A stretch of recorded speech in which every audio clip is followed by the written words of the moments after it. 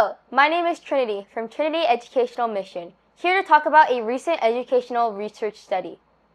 Have you ever wondered this as a parent? When my child does something wrong, is being strict really the best way to teach them?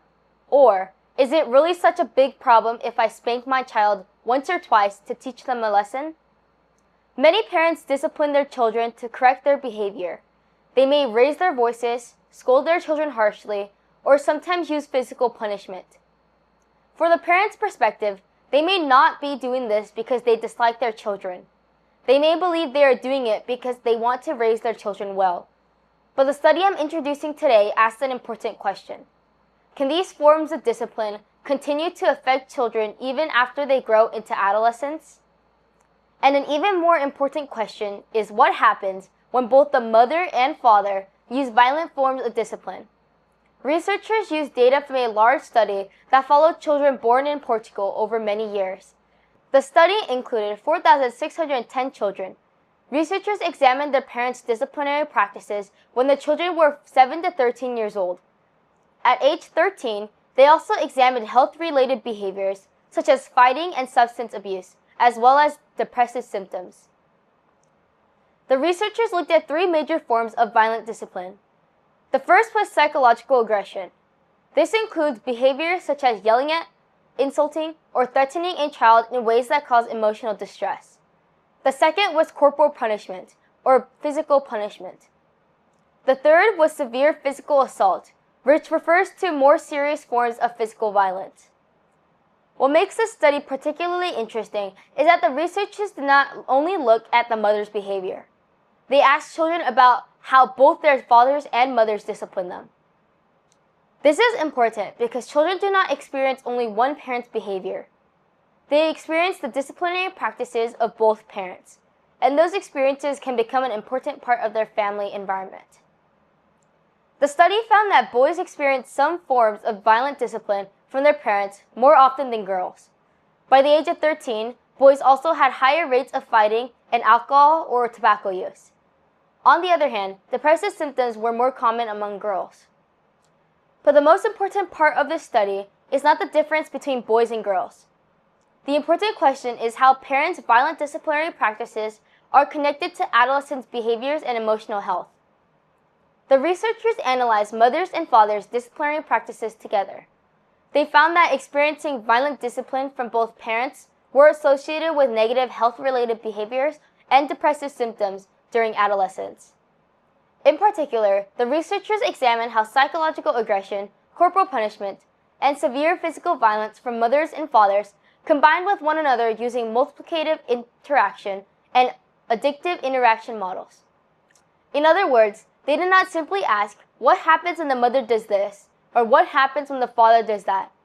They also asked, what is the relationship between adolescents' health outcomes and the combined disciplinary practices of both parents? Here, it is important not to look at violent discipline as just a single incident.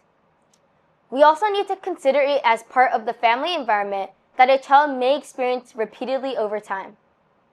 For example, imagine a child who repeatedly hears things like, "Why can't you even do that?" or "Why are you like this?" whenever something goes wrong, and who also experiences physical punishment when problems arise. What remains with the child may be more than the memory of being punished once. Over time, the child may begin to understand conflict in a particular way. Is yelling what people do when there is a conflict? The researchers discussed the possibility that repeated exposure to violent disciplinary may be connected to children's emotional regulation and the way they cope with stress. This brings us to another important question. If I don't physically punish my child, does that mean everything is okay? The study suggests that we cannot look at the issue that simply. That is because violent discipline includes not only physical punishment, but also psychological aggression. Repeatedly yelling at a child, insulting them, or frightening them can also be related to their emotional well-being. So when we talk about discipline, simply thinking, "At least I don't hit my child," may not be enough. Then, what should parents do? First, we need to rethink the goal of discipline. Getting a child to obey immediately and helping a child grow in the same healthy way are not necessarily the same thing. When we yell at a child, the child may stop the behavior at that moment. But the more important question is, what did the child learn? Did the child understand why the behavior was wrong? Or did the child simply stop because they were afraid of their parent? Good discipline is not about making children afraid. It is about helping children understand their behavior and learn to make better choices the next time. Second, parents need to establish consistent principles for discipline. If a father responds by yelling while the mother uses physical punishment, the child may experience very different ways of dealing with conflict. On the other hand, if both parents agree on principles, such as in our family, we talk when there is a problem, and we correct inappropriate behavior, but we do not insult our child, they can provide a more consistent environment for their child. The researchers also emphasize that prevention programs should involve both mothers and fathers. Third, parents need to pay attention to their own emotions. There will be times when our children make us angry. Parents can become tired, frustrated, and sometimes have difficulty controlling their emotions. Being a perfect parent is not the goal. Instead, when you become angry with your child, try to stop for a moment and ask yourself, what am I trying to teach my child right now?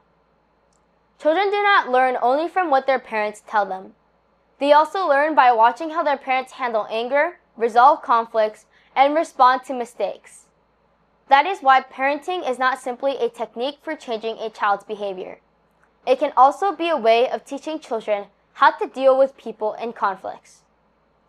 Parents should ask themselves this question: am I simply trying to control my child, or am I teaching my child how to regulate their own behavior?